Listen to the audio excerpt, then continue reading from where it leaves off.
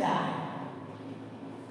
À primeira vista a gente pensa, mas o que isso tem a ver com os falsos profetas? Mas ele começa falando do Evangelho de Mateus, no capítulo 24, versículo 5.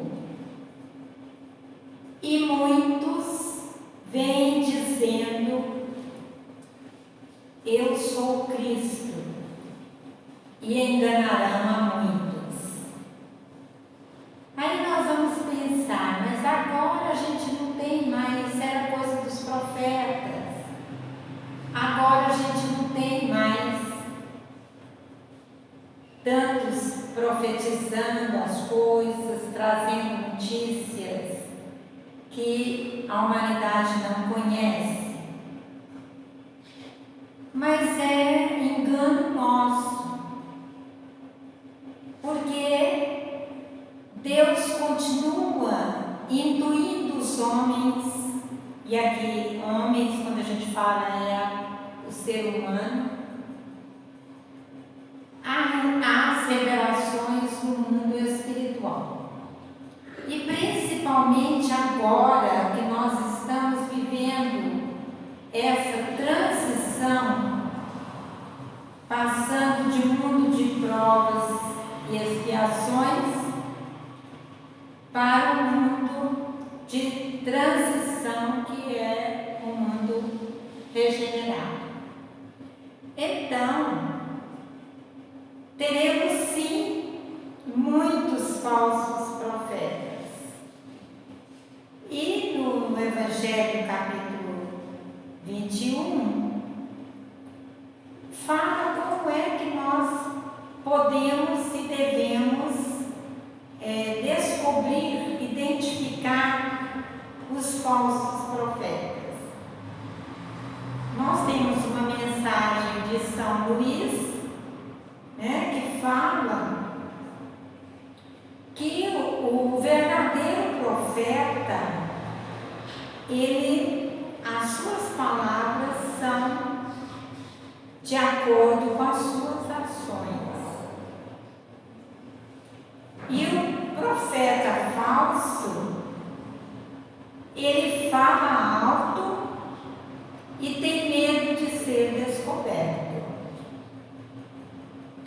Então, nós vamos analisar isso em relação aos médiuns, porque hoje a terminologia, como a gente disse, de profeta, praticamente quase não está sendo usada mais. Mas os médiuns, principalmente na parte de mensagens, tanto a mensagem psicofônica, que é a mensagem dita verbalmente, como as mensagens escritas, precisam ser passadas por um critério de análise bastante rigorosa, para que a gente não saia por aí divulgando coisas que não são verdadeiras. Nós sabemos que quando Kardec codificou a doutrina espírita nos 5 livros, nós vamos encontrar aí um rigor muito grande, uma análise bem criteriosa de todas as mensagens que foram direcionadas para o exame de Kardec. Então, nós sabemos, ele mandava as questões para mais de 1000 médiuns e depois recebia essas respostas, confrontava todas e analisava todas. Então, como a lição nos convida a ler e estudar, então a gente fica pensando, mas ler não é estudar? Não, não é. Eu fui buscar na questão dos livros, do livro dos Espíritos, algumas questões que provam para nós que ler não é estudar. A primeira questão do livro dos Espíritos, Kardec pergunta: que é Deus? Nós, naquela época, estávamos acostumados a um Deus humano. Inclusive, era utilizada a figura de um velho, né? Um idoso sentado num trono, rodeado de anjos, representando então o Criador da vida, o Criador do mundo. Mas Kardec então pergunta: que é Deus? Ele não pergunta quem. E isso, quando nós estamos estudando o livro dos Espíritos, não pode passar despercebido. Se estivermos lendo, pode ser, mas se estivermos estudando, a nossa atenção vai estar voltada para esta maneira de perguntar. Na questão 23, Kardec pergunta: o que é o Espírito? E a resposta vem que Espírito é o princípio inteligente do universo. Para quem lê apenas, talvez não perceba que a palavra Espírito, aí nessa questão, está escrita com letra minúscula. Vamos à questão 76. Kardec pergunta: quem são os Espíritos?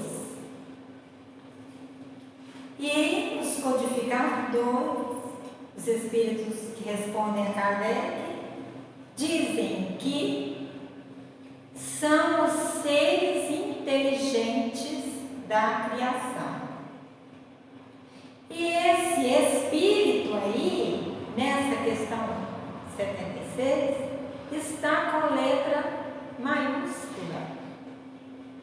Então já não se trata mais do princípio inteligente, mas da individualização do ser como seres inteligentes da criação. Vejam vocês que, para quem está estudando, isto faz a diferença muito grande. Vamos lá na questão 132. Por que é que o Espírito, sendo criado à imagem e semelhança de Deus, vivendo no mundo espiritual, precisa encarnar? E a resposta é que Deus lhes impõe, olha a força do verbo, impõe a encarnação, visando o progresso. Mas não se fala aí então em reencarnação, falou-se em encarnação. E lá na questão 167, ele já pergunta da reencarnação, cujo objetivo é a evolução do ser, o aprimoramento, o aperfeiçoamento do espírito, que ao desencarnar permanece no mundo espiritual, na erraticidade, aguardando, né, os componentes da sua equipe de resgate, ou seja, em forma de família, até mesmo em forma de companheiros de trabalho, e então depois retornam através de um corpo novo, numa nova família, ou com novos personagens, vivenciando aí então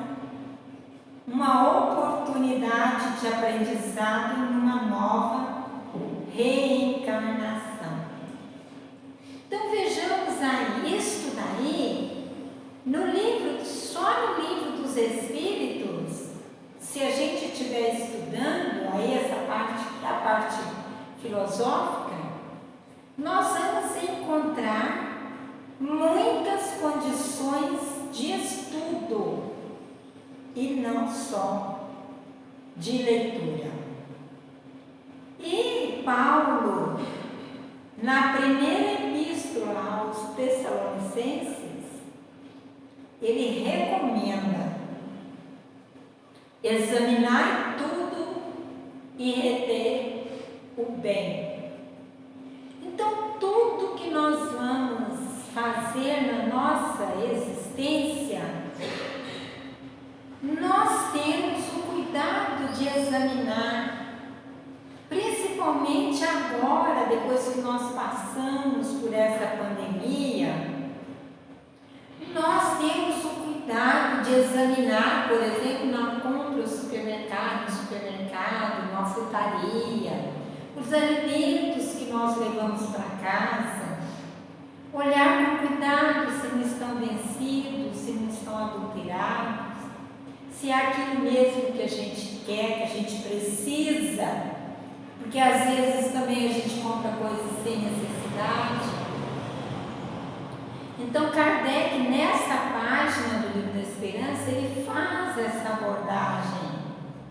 Kardec não, desculpa, Emmanuel, faz essa abordagem a respeito desse critério de analisar tudo que nós estamos adquirindo. Cuidamos de utilizar uma roupa adequada à temperatura, ao lugar onde a gente vai. Cuidamos da nossa água, filtramos a água, temos o cuidado de higienizar as vasilhas. No laboratório, e aí ele fala das pessoas que lidam com os testes a elementos de vírus, bactérias. Eles, além de ser pessoas com estudo especializado para lidar ali com aquelas análises, eles precisam também utilizar luvas adequadas para fazer o seu trabalho. Tudo isso para nos levar a refletir a respeito das mensagens que vêm trazidas pelos Espíritos, que nada mais são do que a alma dos mortos que vivenciaram uma encarnação na Terra ou em outro planeta. Então, analisar o que vem dos Espíritos é responsabilidade nossa. Não é porque a mensagem foi ditada por um Espírito que apresentou-se, por exemplo, com o nome de Dr. Bezerra de Menezes, ou de seu Jorge Faim, ou de qualquer outro benfeitor, que nós vamos aplaudir aquela mensagem e divulgá-la. Precisamos ter um critério de observar as minúcias. O que está nas entrelinhas daquela mensagem, para que a gente não corra o risco de estar divulgando coisas que não são verdadeiras. Nós temos, por exemplo, inúmeros livros que circulam no movimento espírita e que não trazem notícias verdadeiras. Livros que vêm de encontro ao que a ciência provou. E Kardec disse que se a ciência provasse alguma coisa que o Espiritismo afirmasse, que deixássemos o Espiritismo e ficássemos com a ciência. É por isso, então, que ao ler uma mensagem, ao receber uma mensagem, ou ao adquirir um livro para ler, tenhamos o cuidado de analisar com justeza, para ver se realmente aquilo procede. Se a notícia que nós estamos recebendo vem apenas de um espírito, sabendo que Kardec consultava vários espíritos antes de divulgar qualquer notícia, qualquer mensagem ou qualquer obra. É preciso então ter esse critério nas casas espíritas, nos grupos mediúnicos. Às vezes o espírito chega utilizando então um nome falso, e ao analisar a mensagem a gente vai ver que aquilo não procede daquele espírito. E precisamos então analisar, convidar o médium a se analisar, a se autoanalisar, para observar que aquela mensagem não é daquele espírito. É comum a gente encontrar companheiros de doutrina que melindram com essa análise, mas isso precisa ser feito. A casa espírita que trabalha com seriedade tem esse critério de análise. Então, examinar tudo e reter o bem. Se observamos que aquele médium que diz estar sendo assessorado pelo guia fulano de tal, precisa ser também analisado, porque espírito nenhum que tenha uma evolução maior fica à disposição do médium a qualquer hora que ele é procurado. Então, gente, nós estamos vivenciando uma época de transição, onde o próprio Jesus disse que muitos seremos enganados. Precisamos ter esse cuidado. E aí Jesus nos convida a analisar os frutos das árvores. Se o fruto é bom, a árvore é boa. Se o fruto é mau, a árvore é má, no sentido de que não dá bons frutos. Vamos ver a vida, os atos das pessoas que se dizem profetas, que se dizem representantes do Cristo, seja qual for a religião que ela estiver professando. E nós precisamos lembrar, nem o Espiritismo, nem religião alguma vai salvar os seus adeptos. O que nos salva é a nossa maneira de vivenciar a nossa existência, respeitando as leis morais, aquilo que Jesus ensinou vivenciando, e aceitando o seu convite convite para a nossa transformação moral, observando se no que a gente faz não está entrando primeiramente o nosso próprio interesse. Então, lembrar que com Jesus o fardo é leve, o jugo é suave, mas nós precisamos abraçar a nossa cruz e seguir com Ele, aprendendo a ser manso e humilde de coração, deixando-se analisar, fazendo essa correção enquanto estamos a caminho.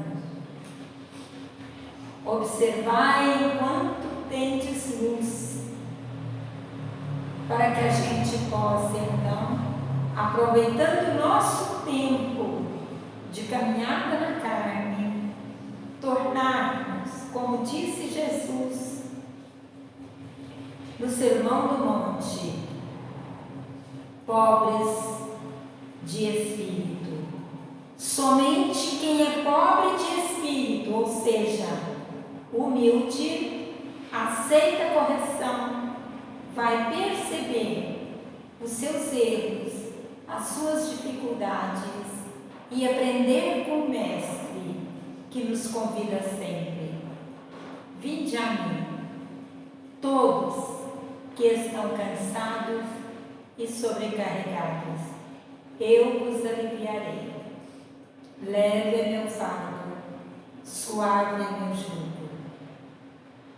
Assim, então, caminhando com Jesus, nós vamos combater os falsos profetas, que se apresentam às vezes, como dizia Jesus, como fariseus, usando túnicas alvas e preces longas, mas que faziam mau uso do conhecimento que tinham. Que Jesus nos abençoe a todos, nos proteja e nos dê força para olhar para nós mesmos, fazendo essa transformação moral. O homem de bem é aquele que usa dos recursos, dos ensinamentos do Mestre para fazer a sua transformação. Que Ele nos abençoe.